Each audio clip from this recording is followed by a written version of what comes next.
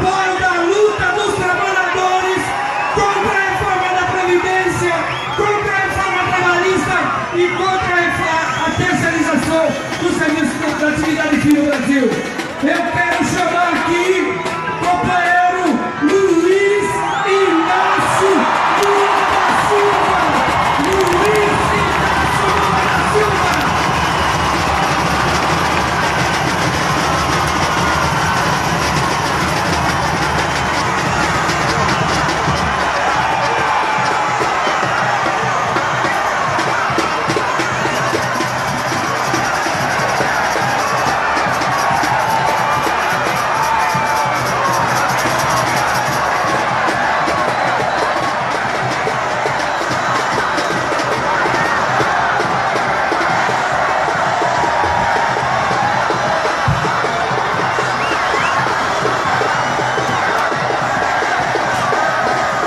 Queridos companheiros e queridas companheiras do movimento social, do movimento sindical, eu queria, sobretudo, cumprimentar os professores e as professoras pela demonstração de luta que estão dando aqui no estado de São Paulo. Eu certamente não tenho nada para acrescentar depois do discurso do movimento social e do discurso dos dirigentes sindicais. Mas eu queria que vocês levassem para casa uma certeza. Está ficando cada vez mais claro que o golpe dado neste país não foi apenas contra a Dilma, não foi apenas contra os partidos de esquerda. O golpe dado neste país foi para colocar um cidadão sem nenhuma legitimidade, para acabar com as conquistas da classe trabalhadora ao longo de anos e anos e anos, com a reforma trabalhista e com a reforma da Previdência Social. O que está por detrás disso é que, embora o governo seja fraco, embora o governo não tenha nenhuma representatividade, ele conseguiu montar dentro do Congresso Nacional uma força política que quase nenhum presidente eleito conseguiu.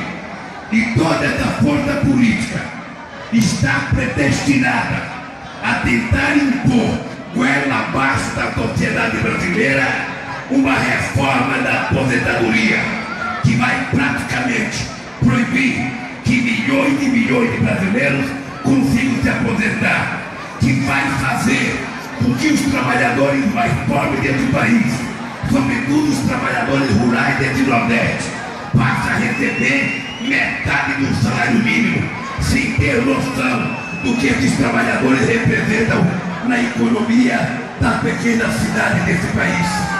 E o problema não é de dinheiro. O problema não é de dinheiro. Eu gostaria que o Meirelles estivesse ouvindo. Eu gostaria que o Temer estivesse ouvindo, para eles perceberem que um dia nesse país nós resolvemos o problema da Previdência, dizendo apenas uma coisa: entre a política de geração de emprego e renda e de formalização das empresas e das relações de trabalho, proporcionar um crescimento inédito nas receitas da Previdência e da Seguridade Social entre 2004 e 2014. Apenas entre 2008 e 2014 houve um aumento de 54,6% na receita da Seguridade Social, com a queda continuada do desemprego e da informalidade. Pela primeira vez na história do Brasil, tem superado na subsistema o subsistema da Previdência. Isso ocorreu a partir de 2010, quando os contribuintes da Previdência superaram a marca de 50% da população economicamente ativa e os salários cresciam em média 3% acima da inflação. Em 2011, a receita da Previdência correspondiu a 5,9% do PIB, mesmo no período entre 2012 e 2014, quando o ritmo da economia começou a cair, a Previdência continuou superavitária. Eu queria que o Meirelles e o Temer não ouvissem um recado de vocês. A Previdência tem problema? Tem. Quer resolver o problema da Previdência? Quer. Ao invés de fazer uma reforma para tirar em direito, faça a economia voltar a crescer, gere emprego, aumente o salário, que a receita vai voltar a contribuir. Quando nós geramos 22 milhões de empregos, quando todas as categorias organizadas tinham aumento acima da inflação, quando o salário mínimo era reajustado todo ano, quando a gente tinha as pequenas e médias empresas formalizadas e legalizadas, a Previdência crescia a sua arrecadação. Portanto, companheiros e companheiras, eu queria terminar dizendo para vocês o seguinte: eu continuo cada vez mais convicto de que a gente tem que cada vez mais entender que somente o povo na rua, somente o povo utilizando os instrumentos de luta que vocês sabem quais são, e somente quando a gente tiver um presidente legítimo, com credibilidade, com confiança na sociedade, a gente vai conseguir fazer esse país voltar a crescer, gerar emprego e recuperar a confiança que esse povo já teve.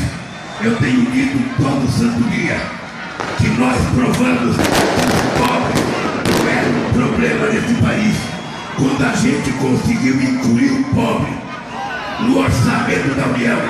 O pobre passou a ser a solução. Portanto, os bancos públicos têm que voltar a ter bancos públicos. O BNDES tem que voltar a ter banco de investimento e o governo tem que governar para o povo mais pobre desse país. É preciso que tenha crédito, que tenha financiamento. É preciso parar com essa bobagem de cortar.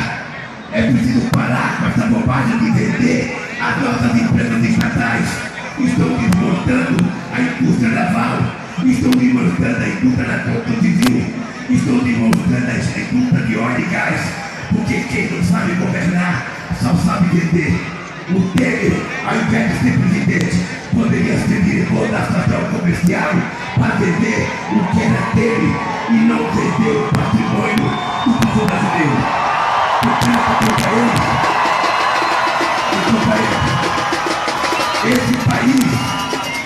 esse país já foi respeitado. Esse país era admirado nos Estados Unidos, era admirado na Rússia, era admirado na China, era admirado na Índia, era respeitado na Argentina, era respeitado na África, era respeitado na América Latina. E hoje nós temos um presidente que não tem nem coragem de ir na Bolívia, não tem nem coragem de ir no Uruguai, porque nenhum presidente quer receber. Esse país é muito grande, esse país tem um povo trabalhador, esse país tem um povo ordeiro, e esse país tem um povo que tem esperança. E nós queremos apenas ter o direito de sermos respeitados com dignidade. Eu tenho orgulho de ter sido presidente desse país 8 anos e ter provado que esse país pode fazer muito mais pelo seu povo. Eu quero dizer aos presidentes das centrais sindicais, quero dizer aos companheiros do movimento social, eu quero dar os parabéns a vocês, porque vindo para a rua, vocês estão dando demonstração de que quem pensa que o povo está contente, quem pensa que o povo está aceitando o que está aí, está enganado. Esse povo só vai parar quando eles elegerem um governo democraticamente eleito pelo voto